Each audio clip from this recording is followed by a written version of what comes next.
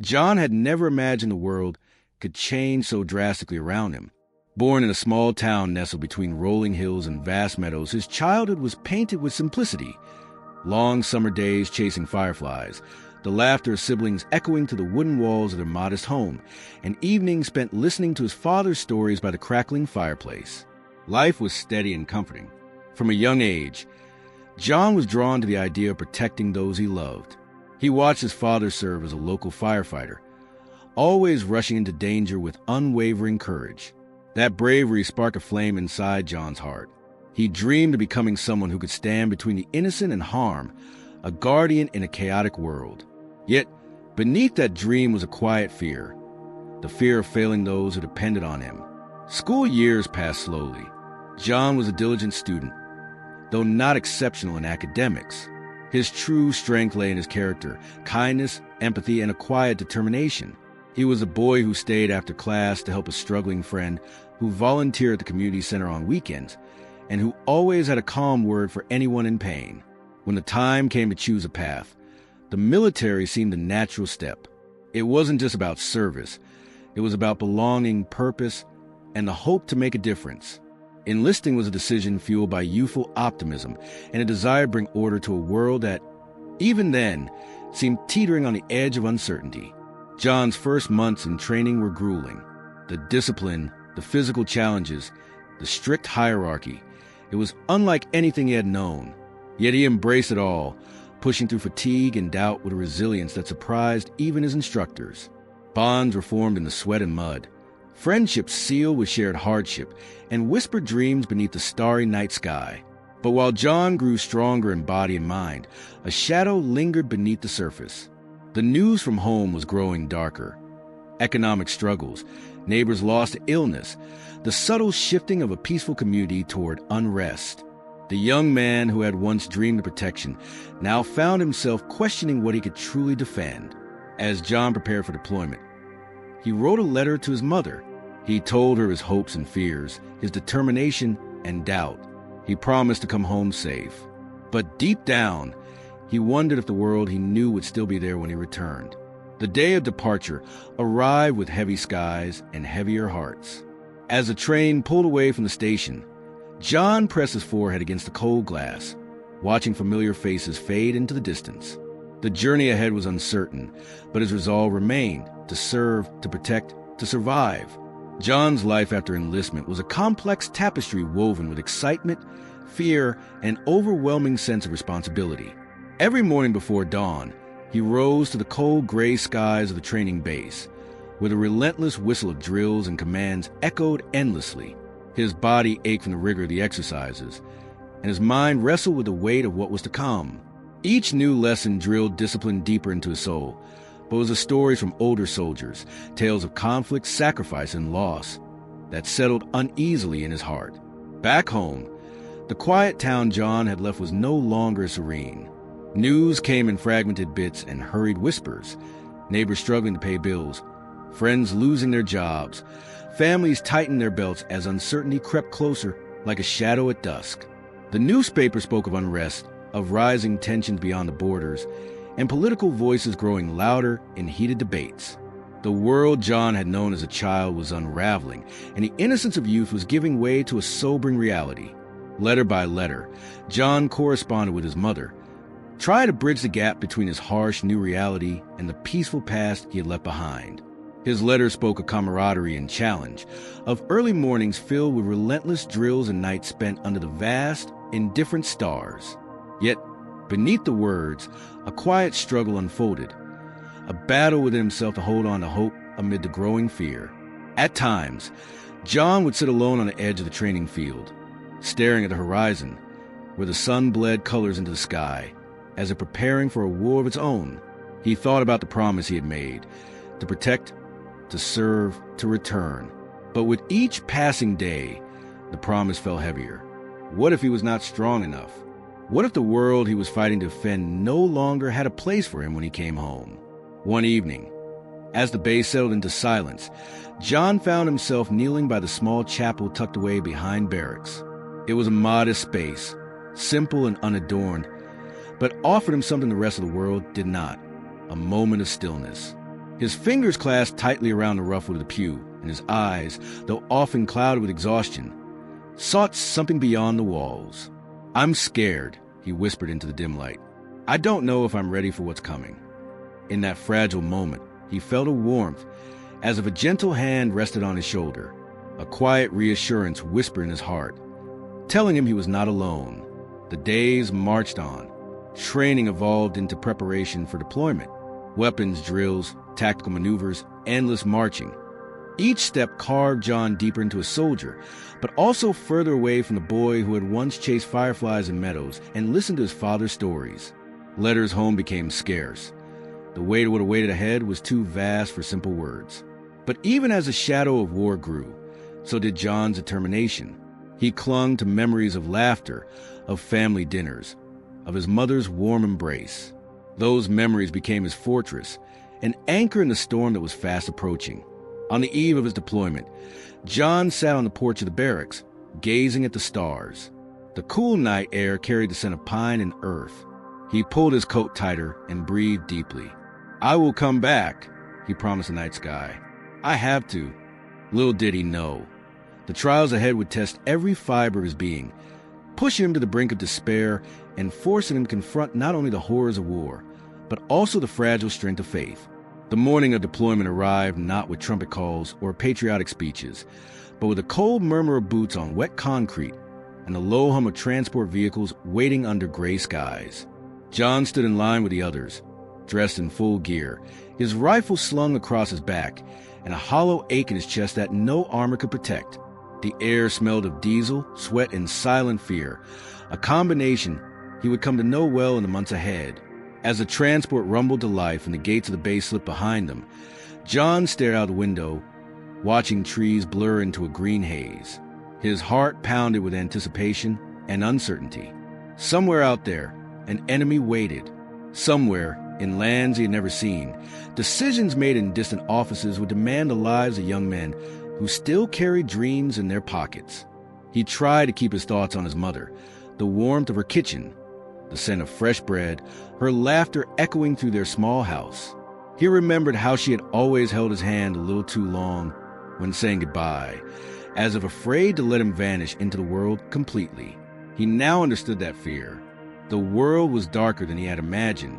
The smiles they used to share now felt like artifacts from another life. They arrived in a region scarred by conflict, a place where the buildings leaned like weary survivors, their walls pocked with bullets and smoke. The streets were empty, save for the occasional child darting behind broken walls, eyes wide with a mix of fear and curiosity. John couldn't help but feel that innocence had long since fled this land. Only survival remained. In the makeshift base camp, the soldiers pitched tents, secured perimeters, and memorized evacuation routes as if reciting prayers. Days blurred together, each one bringing fresh tension and whispered rumors, a nearby ambush, a patrol that didn't return, the distant thud of mortars shaking the ground like divine warnings. John's first firefight came at dawn, when the orange light of morning filtered through dust and smoke. It was fast, loud, and completely surreal. Bullets sliced the air like invisible blades, and screams blended with commands he could barely process. His training kicked in before his fear could consume him. He fired, ducked, moved, and then it was over, just like that. Minutes that felt like eternities left silence in their wake. Afterward, his hands trembled as he sat alone behind a crumbled wall. Blood, not his, stained his boots. The adrenaline that kept him upright was now abandoning him, leaving only questions. Had he done enough? Had he killed someone? Could he live with that? That night, sleep eluded him. The darkness pressed in heavy and unkind. Every creak of the wind became a threat. His mind replayed the battle in fragments, over and over, each loop tightening around his chest. He reached into his bag and pulled out a small pocket Bible his mother had given him. Its edges were worn from being handled so often, its pages fragile like his own sense of peace. He opened it without knowing what to read, hoping, no, pleading, for someone to reach out and hold him together. A single tear rolled down his cheek as he whispered into the night, "I don't want to lose myself in this. Please, don't let me disappear in all this darkness." The wind outside rustled the tent gently, almost like a reply. In the following days, John moved like a man divided. The soldier who obeyed orders and the son who clung desperately to the echoes of faith. He looked for traces of light wherever he could, a flower growing through broken pavement, the way a fellow soldier offered water to a frightened child, or the rare burst of laughter that defied the grief hanging in the air. But deep down, he felt something cracking. Not physically, his body held firm, but spiritually, he was fraying. The nightmares grew sharper. The silence between gunfire became more suffocating than the combat itself. And though he held the Bible close, God still felt far away. John wondered, could anyone really hear him here? He was about to find out. The days bled into each other like an endless dusk, neither fully night nor truly day. The air in the camp was thick with silence that wasn't quiet. It was heavy, tense, loaded with things unsaid and emotions buried so deep they threatened to rupture at the slightest spark. John moved through it like a ghost in his own life. He performed his duties, responded to orders, and slept when he could, but he wasn't there, not really. He had learned to read faces better than maps. He could see in the eyes of his fellow soldiers the same slow unraveling he felt in himself. They laughed too loud at bad jokes, cried too softly at news from home, and stared at the horizon too long, as if trying to remember what peace looked like. In this place, vulnerability was hidden beneath layers of camouflage, sarcasm, and the weight of survival. But it was there, festering like an unseen wound.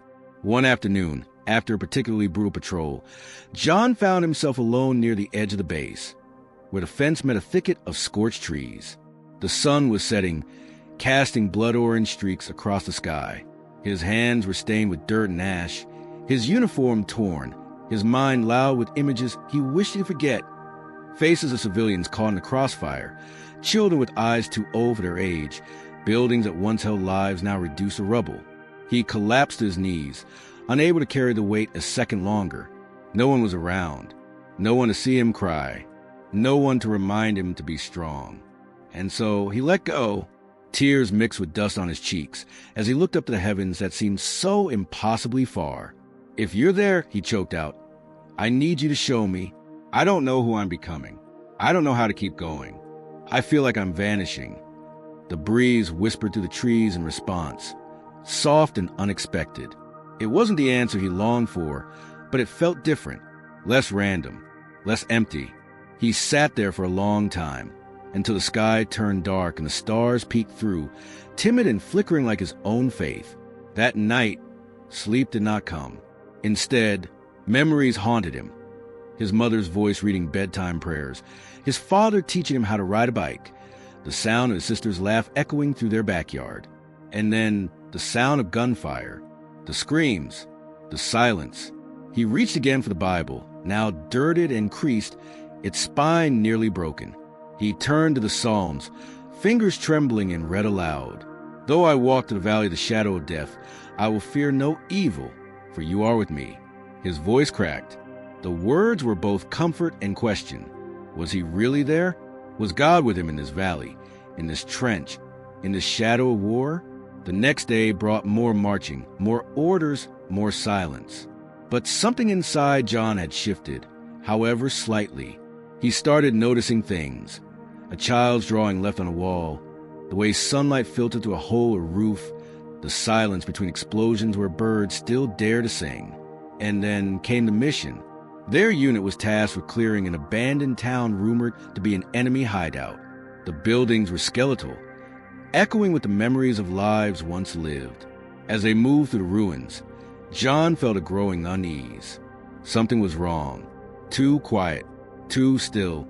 A sudden explosion shattered the silence. Chaos erupted. Gunfire rang out. Shouts, smoke, screams. John was thrown to the ground, ears ringing, body aching. When he opened his eyes, he saw one of his comrades lying motionless a few feet away. Without thinking, he crawled toward him, dragging the man to cover as bullets ricocheted around them. His heart pounded like a war drum, his hands slick with sweat and blood. When the skirmish ended, several soldiers were wounded. Some didn't make it. John sat in the rubble, breathless, shaking. His hands clenched the torn straps of his gear. He wanted to scream, But only silence came. Again, that night, beneath the broken roof of a bombed-out building, he whispered another prayer, this one quieter, but no less desperate. Please, just let me know I'm not alone. He didn't ask for safety. He didn't ask for victory. He asked for presence, for something, someone, to meet him in this place of brokenness. What he didn't know was that the answer had already begun its journey to him. Days passed, or perhaps it was weeks. Time in war had lost its shape, no longer divided by clocks or calendars, but by sirens, gunshots, and funerals. John had stopped marking the days. What was the point of measuring time in a place where life had stopped making sense? Each sunrise felt like a betrayal, as if light had no right to shine on the ruins surrounding them. The town they were stationed in had been reduced to bones. Cracked walls, shattered windows, doors swinging open to rooms filled with silence and ghosts. John moved through the wreckage like a machine, obeying orders, carrying supplies, tending to the wounded. But inside, he was unraveling. He had nightmares now, not the kind that jolt you awake, but the kind that linger even when your eyes are open. He saw the faces of the men they couldn't save, the families caught in the crossfire, the empty eyes of children whose futures had been erased. And sometimes in the corner of his dreams, he saw a figure, always distant, standing in the smoke, bathed in a soft light. The figure never moved, never spoke, but it watched him, and somehow John felt seen. One night, while sitting alone on a broken step near what was once a town square, John felt the weight become unbearable. His chest ached not from wounds, but from despair. The war wasn't just destroying cities. It was destroying his soul. He looked at his hands, scratched, bloodied, trembling. They didn't feel like his anymore. What am I becoming? He whispered, as if the stones might answer. I used to believe in things. I used to believe in good. The wind blew softly, stirring the ash at his feet. He reached into his pocket and pulled out the Bible he had nearly forgotten he carried. It was damaged now, pages curled, the cover scorched, but somehow still whole. He opened it randomly, eyes scanning words he barely remembered how to believe in. The Lord is close to the brokenhearted and saves those who are crushed in spirit. John stared at the verse. He read it again and again. Each time, something cracked inside him. A wall, a dam, a silence. He began to cry, not from fear, not from pain, but from the sheer weight of it all. The war, the loss, the emptiness. He didn't try to stop it. He let it come. I don't know how to talk to you, he said aloud, voice hoarse. But if you're real, I need you to find me, because I'm lost. And then, for the first time in months, he felt something. It wasn't a voice. It wasn't even a presence. It was a stillness, a deep, calming silence that didn't press on his chest like fear did, but settled into his bones like peace. The next morning, something shifted. The air felt different. The world hadn't changed. Buildings were still broken, soldiers still weary, but something in John had stirred, a tiny spark beneath the ash. That same day, a young local boy approached the camp. He couldn't have been more than 10. He was barefoot, clutching a torn piece of paper with shaky drawings on it. Flowers, stars, and a man with arms open wide. The boy didn't speak much English, but he pointed at John, then at the drawing, and said, "Him, safe." John knelt, gently taking the drawing. "Who is this?" The boy only smiled and repeated, "Him, safe." That night, John stared at the drawing by firelight. The figure looked just like the one from his dreams, glowing, kind, watching, a man with arms wide enough to hold the whole world. He didn't understand what it meant. Not yet, but he knew this wasn't coincidence. Someone or something was reaching for him. The sun rose over the battlefield with an eerie stillness. For once, there was no immediate gunfire, no echo of mortars. Just silence, the kind that made your skin crawl. It wasn't peace. It was the eye of a storm. John stood on the edge of what used to be a schoolyard, now reduced to rubble and twisted metal. His unit had taken shelter in what remained of the building, trying to regroup after a brutal night. The air smelled of smoke, sweat, and burnt dreams. But somewhere behind all that, there was something else. a scent like wildflowers on a spring morning. Faint, fleeting, but impossible to ignore. He stepped out alone, rifle slung across his back, scanning the ruined street. Something pulled him forward, not in panic, but in stillness. The world around him seemed frozen, like time was holding its breath. Then he saw it, through the drifting smoke. A figure stood at the far end of the street, illuminated by a shaft of golden light, breaking through a gap in the ruined buildings.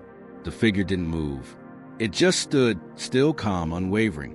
John blinked, rubbed his eyes. Smoke trick, he told himself.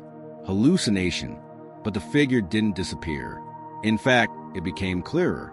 Long flowing robes, hair that shimmered like bronze in sun, and a face he couldn't quite see, but felt deep within his chest. Not recognition, exactly, more like remembrance, as if some part of him had always known this presence. His breath caught, his legs weakened. He dropped to one knee, not from fear, but from awe. "Who are you?" he whispered, but the words were stolen by the wind. The figure raised one hand, slowly, deliberately, not to warn, not to command, but to welcome. Then, just as suddenly as it had appeared, the smoke thickened again and the figure vanished. Gone, like a dream at the edge of waking. John staggered back to the shelter, heart pounding. The others barely noticed him. They were too busy tending to wounds, reinforcing barricades, planning the next move. But John couldn't hear any of it. His mind replayed the vision, over and over. That hand, that light. He opened the battered Bible again, flipping through pages without looking. His fingers stopped on a passage he hadn't marked before. "You are not alone, even when you walk through the valley of the shadow of death. I am with you." Tears welled in his eyes. He didn't know how this was happening, but he knew, without a doubt, that something sacred had just brushed against his soul. Later that night, under the dim glow of a flickering oil lamp, John wrote in the margins of his Bible, "He came to me, not in thunder, not in fury, but in light. And for the first time, I felt like I could breathe." He tucked the book under his sleeping roll, curled up on the cold cement, and for the first time in months, he fell into a sleep not haunted by screams, but blanketed by silence. A silence filled with presence. And in his dreams that night, the figure returned.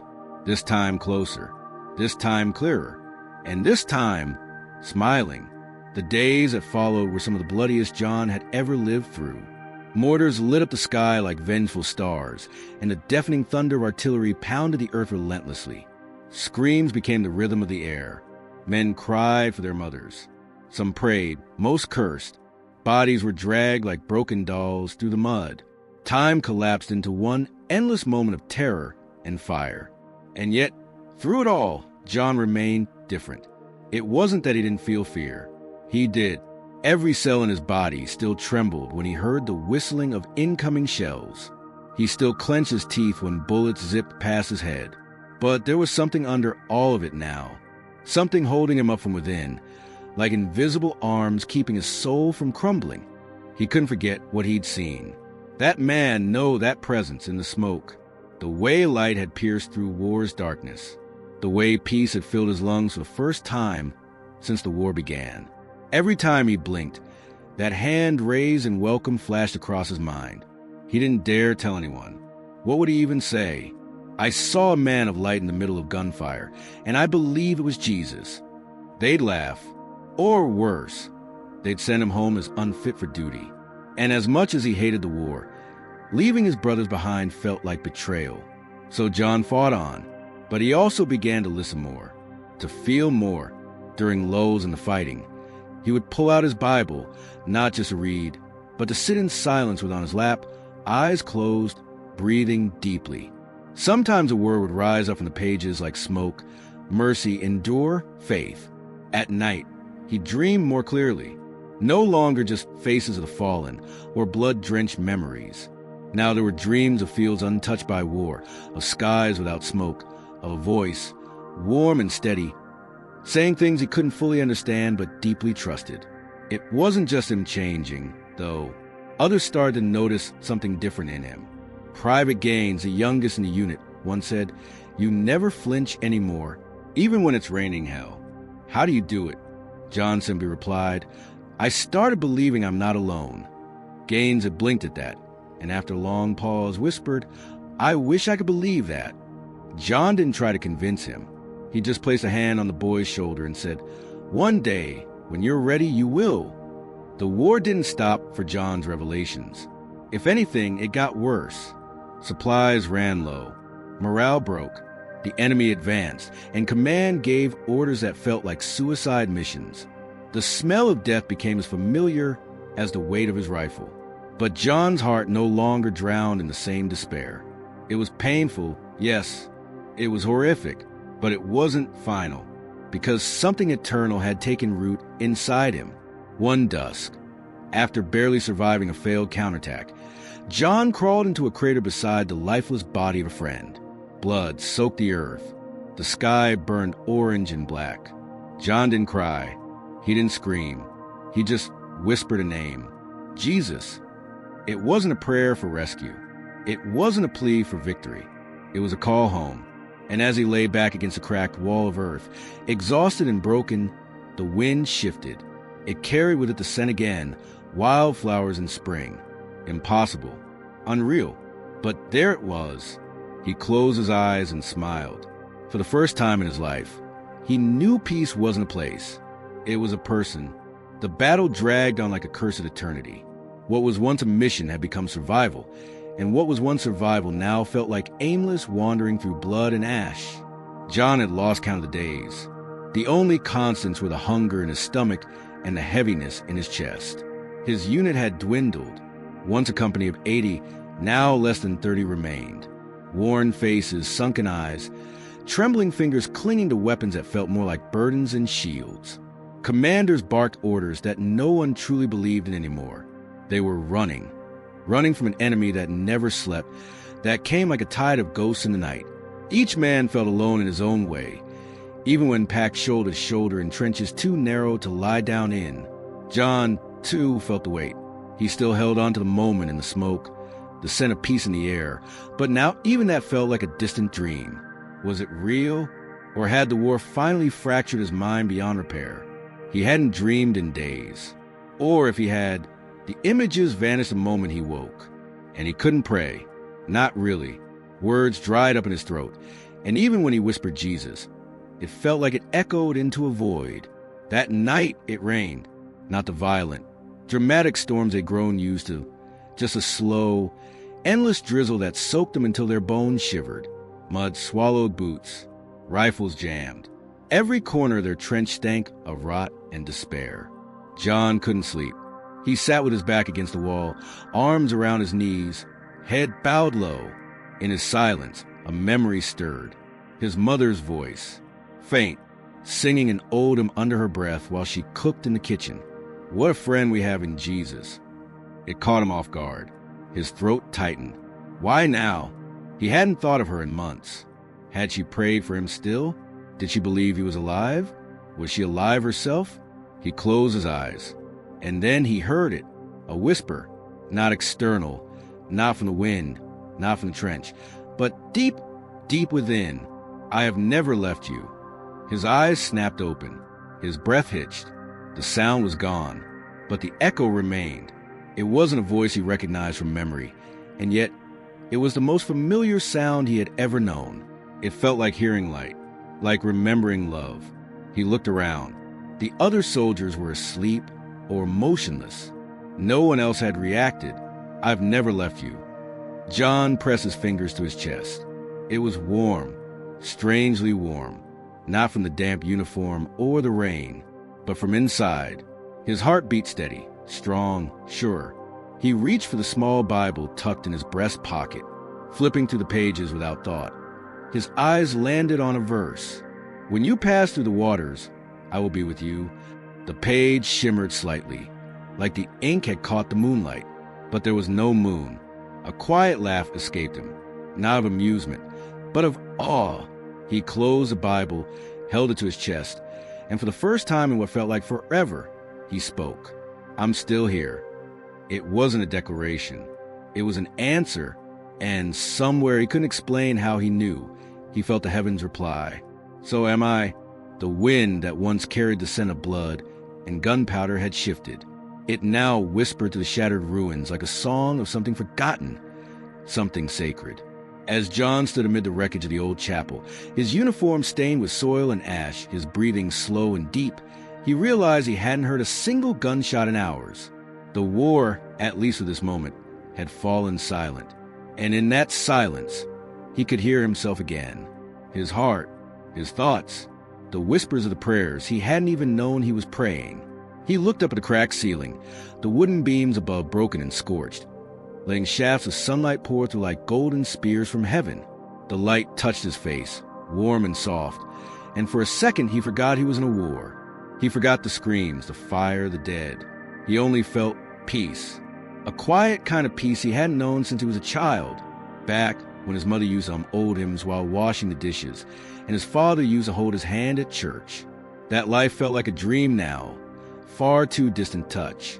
Yet in this moment, standing beneath the broken roof of the chapel, it felt like that forgotten dream had returned to wrap its arms around him again. He stepped slowly toward the front of the ruined chapel, where the pulpit once stood, now nothing more than a pile of blackened wood and ash. But the cross still remained, half-burnt, leaning slightly, but standing. Somehow it had survived, just like him. John walked toward it, every step echoing like a heartbeat in the hollow room. When he reached the cross, he dropped to his knees, not out of tradition, not out of ritual, but because something inside him simply gave way. The weight of years of guilt, of fear, collapsed all at once. He didn't cry, not yet, but his hands trembled, and he pressed them together, forming the shape of prayer. "I'm tired," he whispered aloud. "I don't know if you can hear me, or if you'd even want to. I've done things I can't even speak about, but I don't want to carry them anymore. I'm not asking for a miracle. I just want peace, even for a moment." The silence that followed was different from before. It wasn't a silence of absence. It was a silence of presence, like the moment right before a symphony begins, or just after a child is born, a sacred stillness. And in that silence, something stirred within him. Not a voice, not yet, but a warmth. It began in his chest, then spread through his limbs like sunlight slowly rising over a frost-covered field. John opened his eyes. The cross seemed brighter, like light was bleeding from its very edges. And then, behind him, footsteps. Soft, slow, gentle. John didn't turn immediately. He was afraid that if he looked, the moment would disappear, that it was just his imagination. But the footsteps came closer, until they stopped a few feet behind him. "John!" The voice was not like anything he had ever heard. It wasn't thunderous or commanding. It was soft, like water flowing over stones, yet held the power of eternity. He turned. There, standing in the light, was a figure in white, radiant, beautiful. His face was both familiar and beyond description. Young and old at once, eyes that held galaxies and sorrow and joy all at the same time. A golden sash flowed over his robe, and a light like morning radiated from his presence. He smiled. Not the smile of a stranger, but of someone who had been with John through every step, every wound, every broken moment. And suddenly, John's knees gave way completely, and he bowed his head low, tears finally falling. "You heard me?" John choked. "I never stopped listening," the figure answered, kneeling beside him. "Even when you thought you were lost, I was walking with you. When you screamed in silence, I held your heart. I've waited for this moment." John couldn't speak. The weight he had carried so long was crumbling. In the presence of the divine, there was no shame, only grace. He was seen, not for what he had done, but for who he was. And in that sacred chapel, ruined by war but glowing with eternal light, a soldier was reborn, not with glory, not with armor, but with truth and healing. The figure reached out and touched John's chest with 2 fingers. "Your peace begins here." And in that moment, John felt a warmth bursting within him like light from a breaking dawn.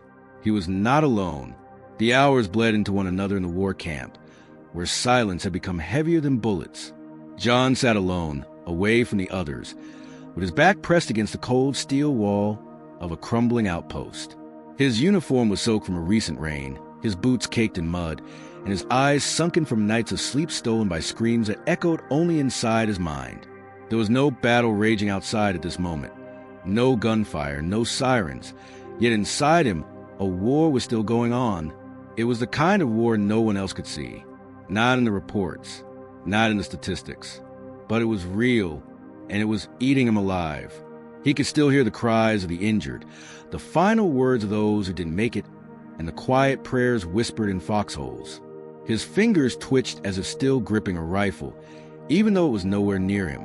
His mind often played cruel tricks, blending reality with memory until he could no longer tell whether the blood he saw on his hands was from the past or something he had imagined. The others tried to distract themselves. Some gambled. Others joked loudly to drown out their own despair. But John remained silent, not because he didn't want to speak, but because he didn't know how anymore. What words could capture the weight he carried? How do you confess to a pain that language can't even wrap itself around? It was in that silence, that sacred and terrible silence, that something shifted. It began one night when the skies above the encampment turned unnaturally bright, an ethereal glow piercing through the overcast clouds. John opened his eyes, confused at first, assuming it was some flare or explosion. But there was no sound, no wind, just light, pure golden light. It washed over him like a tide, gentle but unrelenting. And then the voice, not loud, not booming, but unmistakable. John. He froze. It wasn't a hallucination. It wasn't the voice of a soldier or commander. It wasn't even in the air. It was inside him, yet all around him at the same time. I know your sorrow, the voice continued, and I am with you. Tears welled in John's eyes, not from fear, but from something he hadn't felt in years, recognition. This voice somehow knew him, all of him, the soldier, the broken man, the child who once knelt beside his bed in prayer, the husband who once held his wife close before deployment, the man who cried in silence. I can't do this anymore, John whispered, his voice shaking as his hands gripped his knees. I'm tired. I've failed. I've lost everyone. I've lost myself. You were never lost to me. Those words broke something inside him, or maybe they healed it. John looked up, and for the first time in what felt like eternity, he saw him, not in a physical form, but in the presence of everything around him, the way the air shifted, the warmth on his skin, despite the cold, the certainty in his chest that he was not alone. From that night onward, something began to change in John. Slowly, quietly, but powerfully, he started waking up before the others, sitting alone in stillness, praying, not like he used to, not asking for miracles, but simply talking, confessing, thanking, hoping. One morning, a soldier approached him. You okay, man? You've been different. John looked up, the corners of his mouth lifting slightly. I think I'm healing, he replied. The other soldier nodded slowly, unsure what to say, but somehow understanding it didn't need explaining. John still carried the weight. The pain didn't vanish, but there was light in him now, a light that didn't come from the sun or the stars, but from something deeper, something eternal, and he knew that voice would speak again, when he needed it most. The hours bled into one another in the war camp, where silence had become heavier than bullets. John sat alone, away from the others, with his back pressed against the cold steel wall of a crumbling outpost. His uniform was soaked from a recent rain, his boots caked in mud, and his eyes sunken from nights of sleep stolen by screams that echoed only inside his mind. There was no battle raging outside at this moment, no gunfire, no sirens. Yet inside him, a war was still going on. It was the kind of war no one else could see. Not in the reports, not in the statistics. But it was real, and it was eating him alive. He could still hear the cries of the injured, the final words of those who didn't make it, and the quiet prayers whispered in foxholes. His fingers twitched as if still gripping a rifle, even though it was nowhere near him.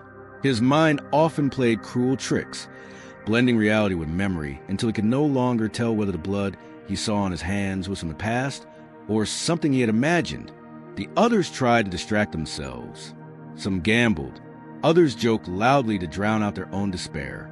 But John remained silent, not because he didn't want to speak, but because he didn't know how anymore.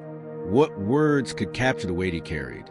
How do you confess to a pain that language can't even wrap itself around?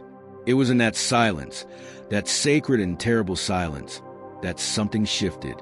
It began one night when the skies above the encampment turned unnaturally bright, an ethereal glow piercing to the overcast clouds. John opened his eyes, confused at first, assuming it was some flare or explosion. But there was no sound, no wind, just light, pure, golden light. It washed over him like a tide, gentle but unrelenting. And then the voice, not loud, not booming, but unmistakable. John. He froze. It wasn't a hallucination. It wasn't the voice of a soldier or commander. It wasn't even in the air. It was inside him, yet all around him at the same time. I know your sorrow, the voice continued, and I am with you. Tears welled in John's eyes, not from fear, but from something he hadn't felt in years, recognition. This voice somehow knew him, all of him, the soldier, the broken man, the child who once knelt beside his bed in prayer, the husband who once held his wife close before deployment, the man who cried in silence. I can't do this anymore, John whispered, his voice shaking as his hands gripped his knees. I'm tired. I've failed. I've lost everyone. I've lost myself. You were never lost me. Those words broke something inside him, or maybe they healed it. John looked up, and for the first time in what felt like eternity, he saw him, not in a physical form, but in the presence of everything around him, the way the air shifted, the warmth on his skin, despite the cold, the certainty in his chest that he was not alone. From that night onward, something began to change in John. Slowly, quietly, but powerfully, he started waking up before the others, sitting alone in stillness, praying, not like he used to, not asking for miracles, but simply talking, confessing, thanking, hoping. One morning, a soldier approached him. You okay, man? You've been different. John looked up, the corners of his mouth lifting slightly. I think I'm healing, he replied. The other soldier nodded slowly, unsure what to say, but somehow understanding it didn't need explaining. John still carried the weight. The pain didn't vanish, but there was light in him now, a light that didn't come from the sun or the stars, but from something deeper, something eternal. And he knew that voice would speak again when he needed it most. The air that once reeked of smoke and gunpowder began to shift, almost imperceptibly, as if something unseen had swept through the war-torn land and left behind a hush of peace. John continued to visit the chapel every evening, not out of obligation or habit, but because something within him had awakened, a longing not for escape, but for communion. In the stillness of those moments, he began to realize that what had happened to him wasn't just a personal awakening. It was a divine appointment. He had been chosen not just to survive, but to witness. And with every breath he took, he became more aware of how near the eternal truly was. One evening, while kneeling at the remnant of the old altar, a sound broke the silence. Footsteps, light and steady. John didn't turn immediately. He waited, heart steady, knowing instinctively that this was not a threat. When he did look up, the room seemed subtly illuminated, though there were no candles lit, no sun left in the sky. A man stood just within the doorway. Not a soldier, not a chaplain. He wore no uniform, no name tag. His robe shimmered gently, like woven starlight. His face was familiar, not from paintings or books, but from the riverbank, from the fire, from the silence. John, the man said, and John, though trembling, did not fear. I remember you, he whispered, voice breaking. The man, Jesus, stepped forward and sat beside him. There were no grand declarations, no thunders from heaven, just presence, just the warmth of being known completely and still utterly loved. For the first time in his life, John didn't feel the need to explain himself. The shame, the guilt, the nightmares, they all seemed to quiet in his presence. And then Jesus spoke, not loudly, but with the authority of truth. I was with you in the fire. I was with you in the silence. I never left. Tears streamed down John's face, not of sorrow, but of overwhelming release. He had carried so much for so long, convinced that he was alone in his pain. And yet, here was the one who had walked every step beside him, who had bled and wept and waited with him. He didn't ask why anymore. He only asked what now. Jesus reached out, placing his hand over John's heart. You will go where others won't. You will speak when others can't. And your story, it will awaken hope. Those words etched themselves into John's soul like fire into stone. He didn't know what the days ahead would look like. He didn't know when the war would end, or if he'd even make it home. But he knew who walked with him now, and that made every uncertain step a sacred one. Later that night, John sat beneath the shattered beams of the chapel roof, staring up at the stars. He no longer felt like a broken man held together by routine and regret. He felt like a vessel, like someone who had touched eternity and survived to tell about it. The wound still ached. The memories still lingered. But something greater had taken root. Hope, not the kind sold in speeches or written on posters, but the kind that lived in a quiet heart and burned with a steady fire of faith. John's hands trembled as he walked slowly through the camp, the morning mist wrapping around him like a veil. The silence of dawn felt sacred now, like a prayer in the stillness. The war was no longer his focus. Something had changed within him and around him. He had seen something no one else had seen. In the darkest moment of the battlefield, when bullets rained like hail and the screams of the wounded filled the air, he had looked up and saw a light. Not just physical light, but a light that touched his soul, that called his name in a voice so gentle, yet so powerful. It shattered the walls he had built inside for years. That voice had whispered, "You are not forgotten." And now, days after the encounter, John was no longer the same man. He still wore the uniform, still bore the scars, but something inside had been washed clean. The nightmares had not returned. The weight in his chest had lifted. He found himself seeking silence, not to hide, but to listen, to the quiet voice that had found him in the chaos. The men around him noticed. His gaze was steadier, his words calmer, his presence comforting. He had become the kind of soldier others leaned on. But John knew it wasn't strength he had found. It was peace. It was grace. That evening, as the sun dipped below the jagged hills, painting the sky with hues of gold and rose, John knelt beside a small outpost chapel. It was nothing but wood and canvas, a makeshift shelter. Yet as he closed his eyes and folded his hands, he felt as if the heavens leaned closer. There, in his heart, he began to pray, not for safety, not for escape, but in gratitude. Every whispered word was soaked in humility. He thanked Jesus not for removing him from the battlefield, but for entering it with him, for walking through fire beside him, for showing up when no one else did, for calling him by name. He remembered the moment Jesus appeared, not as a figure of myth, but as a presence more real than anything he'd ever known. The way he had stood among the smoke and fire, untouched by the flames, his eyes locked on John's. The world had faded, and in that silence, John had cried like a child, not from fear, but from relief. He wasn't alone. He had never been alone.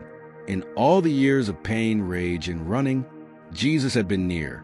Back in the camp, John opened a small journal he had found among discarded supplies. He began to write.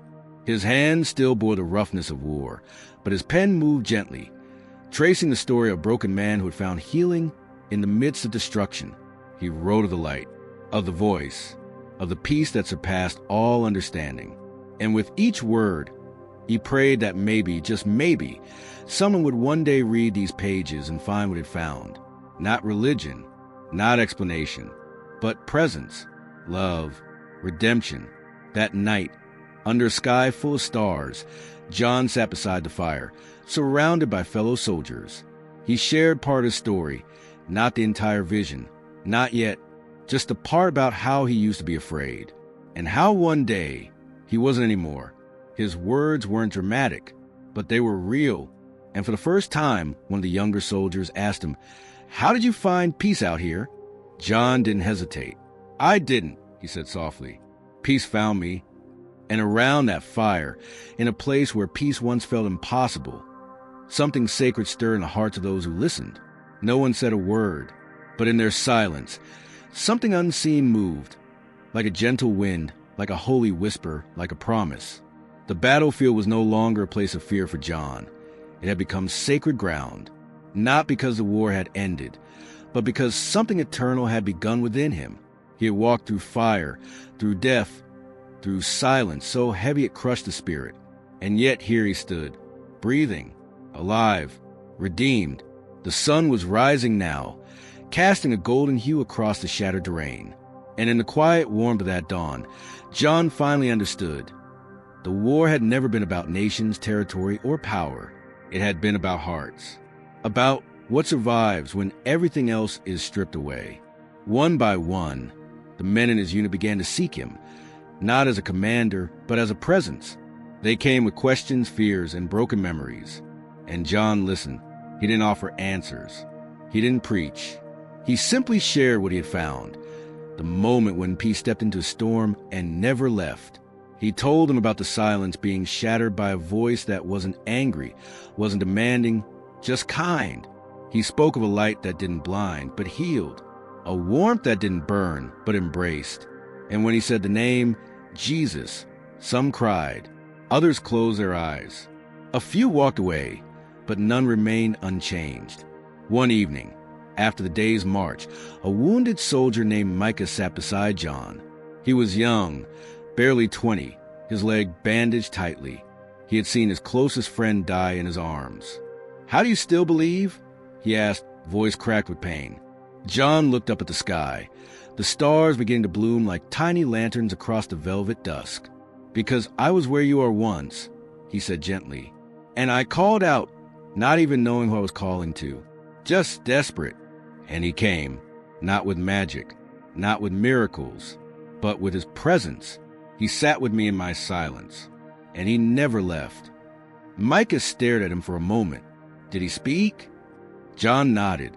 Yes, not with words, with peace. That night, John prayed not just for his comrades, but for everyone who had ever cried alone, for every soul lost in the noise of the world, for every broken heart that believed it wasn't worth healing. And in that prayer, he wept not out of sorrow, but out of awe, that he, a soldier broken by war, had been chosen to carry light into the darkness, not because he was strong, but because he had been weak enough to need saving. In the weeks that followed, stories began to spread, not about battles, but about healing, about a man who had seen something beyond war, about a soldier who had been touched by heaven. His journal was passed from hand to hand, and with each page, hope ignited in places where only despair had lived. Years later, the war was over. The fields grew green again, towns rebuilt, and in one quiet village, a small wooden church was built, funded by the men who had served beside John. On the wall inside hung a plaque that read, "Peace found me." No one forgot him, not because of his strength, but because of his faith. He had become a living testament to the truth that when you cry in silence, heaven listens and Jesus answers.